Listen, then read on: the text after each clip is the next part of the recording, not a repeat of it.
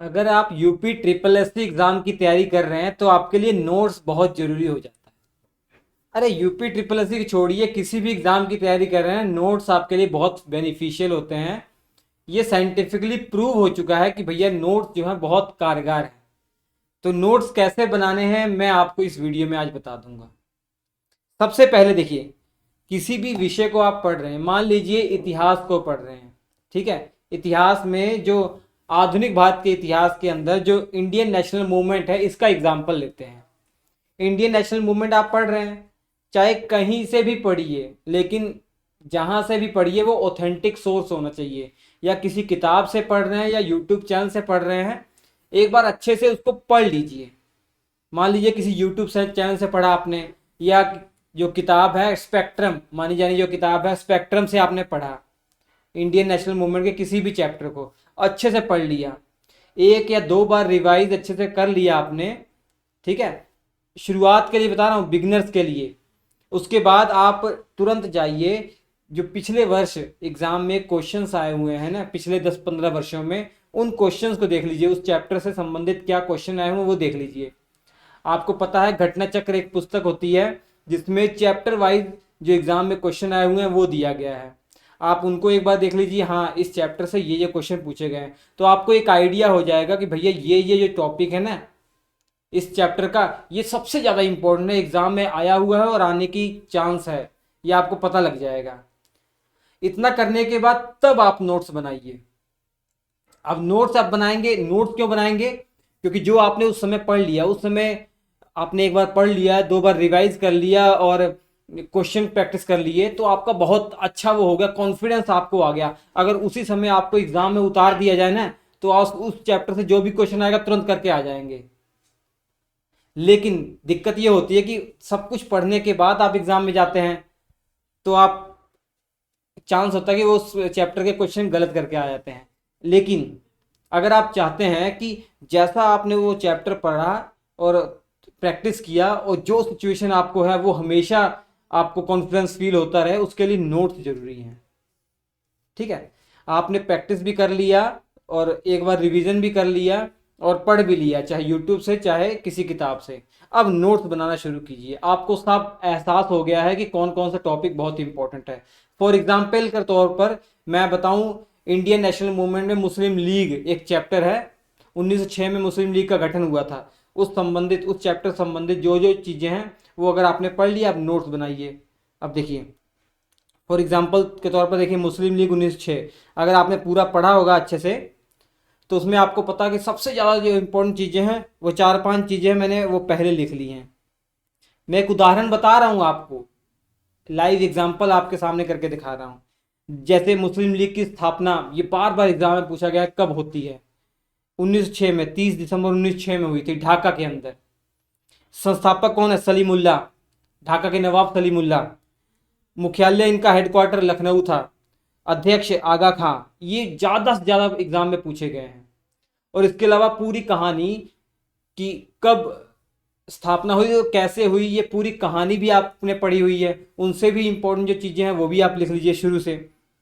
जैसे आपको पता है, आप पढ़ोगे तो आपको एहसास होगा कि 1906 में, दिसंबर 1906 में एक कॉन्फ्रेंस हुई थी।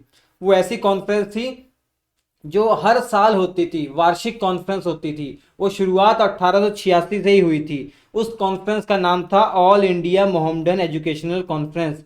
इस कॉन्फ्रेंस की शुरुआत किसके द्वारा हुई थी? सर सैयद अहमद खां के द्वारा हुई थी। तो इसलिए सर सैयद अहमद खां के से ही कहानी शुरू हो रही है। तो इसलिए सर सैयद अहमद खां के बारे में जो जो इंपॉर्टेंट एग्जाम में चीज़ें पूछी गई हैं और जो पूछी जाने वाली हैं आपको पता है, वो मैंने लिख दिया है। जैसे 1875 में एक कॉलेज की स्थापना इन्होंने की थी। उस कॉलेज का नाम था मोहम्मडन एंग्लो ओरिएंटल कॉलेज।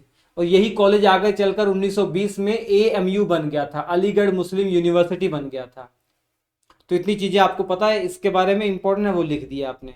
अब कहानी शुरू कैसे होती है कि लॉर्ड मिंटो उस समय भारत का वायसराय था। इसी लॉर्ड मिंटो से मिलने के लिए 35 लोगों का एक डेलीगेशन, 35 लोगों के एक मुस्लिम ग्रुप गया था।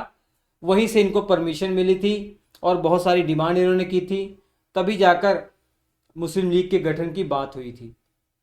तो ये आपको पूरी कहानी पता है। अगर पढ़ लिया तो आप देखेंगे कहानी शुरुआत होती है लॉर्ड मिंटो से मुलाकात की। मुलाकात को इनिशिएट कौन करते हैं? मोहसिन उल मुल्क। ये हेल्प लेते हैं विलियम एजे आर्कबोल की, उन्हीं के सहायता से लॉर्ड मिंटो से मुलाकात करते हैं। कहाँ पे? शिमला के अंदर मीटिंग होती है। ये शिमला के अंदर मीटिंग होती है, ये देख लीजिए शिमला बिल्डिंग है, यहाँ मीटिंग होती है। ठीक है, अब 35 लोग जाते हैं। देखिए ये सब मैंने लिख दिया है, कब जाते हैं, मीटिंग होती है 1 अक्टूबर 1906 में। 35 लोगों में से कुछ इंपॉर्टेंट लोग, इनका नाम भी लिख दिया गया है। आगा खां के नेतृत्व में ये सभी जाते हैं लॉर्ड मिंटो से मुलाकात करने के लिए। अब देखिए इस मीटिंग में हुआ क्या, कुछ डिमांड मानी इन्होंने, कुछ डिमांड की अंग्रेजों से। वो क्या क्या डिमांड थी वो देख लीजिए। सेपरेट इलेक्टोरल सिस्टम ये पूछा जाता है, ये लिख दिया आपने। और यूनिवर्सिटी खोलने का यहाँ पे डिमांड किया गया था। और वायसराय की एग्जीक्यूटिव काउंसिल में मुस्लिम को भी सदस्य बनाया जाए, ये भी डिमांड हुई थी। ठीक है, और बाकी जो लोकल गवर्नमेंट सिस्टम है उसमें ज़्यादा से ज़्यादा मुस्लिम सदस्यों को शामिल किया जाए, ये ऐसी डिमांड की थी। ठीक है, और इनको ये भी बोला गया था लॉर्ड मिंटो की तरफ से, आप अपनी पार्टी बनाइए, आपको पूरा सपोर्ट रहेगा अंग्रेजों की तरफ से। ठीक है, और मैंने आपको बताया ऑल इंडिया मोहम्मदन एजुकेशनल जो कॉन्फ्रेंस हो रही थी हर साल, उसका वार्षिक सम्मेलन 1906 में भी हुआ, और इसी के अंदर गठन हो गया किसका? मुस्लिम लीग का। सलीमुल्लाह खान ने यहाँ प्रस्ताव रखा मुस्लिम लीग के गठन का, और गठन हो गया। इसके अलावा अध्यक्ष बनाया गया आगा खां तृतीय को। तो ये भी इंपॉर्टेंट चीजें हैं सब कहानी। हेडक्वार्टर इनका लखनऊ था। और एक इम्पॉर्टेंट चीज एग्जाम में ये भी पूछी जाती है, जैसे जो वो आप नोट बना के लिख लीजिए, जैसे मोहम्मद अली जिन्ना मुस्लिम लीग के गठन के समय इसके सदस्य नहीं बने थे, ये विरोध कर रहे थे, ये बाद में शामिल होते हैं 1913 में। अब उद्देश्य लिख लीजिए, क्या उद्देश्य थे इस मुस्लिम लीग के गठन के, क्या उद्देश्य थे? इंपॉर्टेंट 3 उद्देश्य थे, वो हमने लिख दिए हैं। तो इस तरीके से चैप्टर कंप्लीट। अब ये पढ़ने के बाद कोई भी एग्जाम में कैसा भी मुस्लिम लीग से क्वेश्चन है आप आसानी से कर दोगे। आपने पहले पढ़ा अच्छे से यूट्यूब से या बुक से, उसका रिवीजन किया उसका 1-2 बार, उसके बाद प्रैक्टिस किए क्वेश्चन को, बहुत अच्छे से क्लियर हो गया, और उसी को आपने नोट्स में उतार दिया। अब अगर आपको इसमें 3 घंटे का समय लगा है ना, तो अगली बार रिवीजन करने के लिए आपको मात्र 3 मिनट का समय लगेगा। इस 3 मिनट में एक बार आप देखेंगे सारी कहानी क्लियर हो जाएगी, सारी जो एकदम चीज़ें एकदम क्रिस्टल क्लियर हो जाएगी। आप एग्जाम में आप बैठ के कोई क्वेश्चन आएगा आसानी से कर देंगे। ऐसे ही हर चैप्टर को आप अगर करेंगे तो ऑटोमेटिक दिमाग में आपके लिखा आ जाएगा। केवल आप पढ़ के अगर एग्जाम में चले जाएंगे तो सब मिक्स हो जाएगा, लेकिन पढ़ने के बाद, रिवीजन करने के बाद, प्रैक्टिस करने के बाद अगर उसको आप नोट्स के माध्यम से कहीं पर लिख लेंगे ना, तो बहुत अच्छा क्लियर हो जाएगा। ऐसे ही कंप्लीट जीएस के क्लास नोट्स मैंने बना दिए हैं, जो आपके एग्जाम के लिए बहुत बेनिफिशियल है। जो सबसे इंपॉर्टेंट चीज़ें हैं वो मैंने लिखी हैं। कंप्लीट जीएस के class notes, GS class notes, ये आपको पता कहाँ मिलेंगे? Shri education application, Shri education EDUCATION application है, गूगल प्ले स्टोर पर, वहाँ मिल जाएंगे। या 7888774245 पर कांटेक्ट करके व्हाट्सएप पे भी पा सकते हैं। हम आपसे मुलाकात करेंगे अगली एपिसोड में, कुछ और आपको ऐसे टिप्स बताएंगे जिससे आपके एग्जाम में आपको बहुत ही बेनिफिट हो। नमस्कार।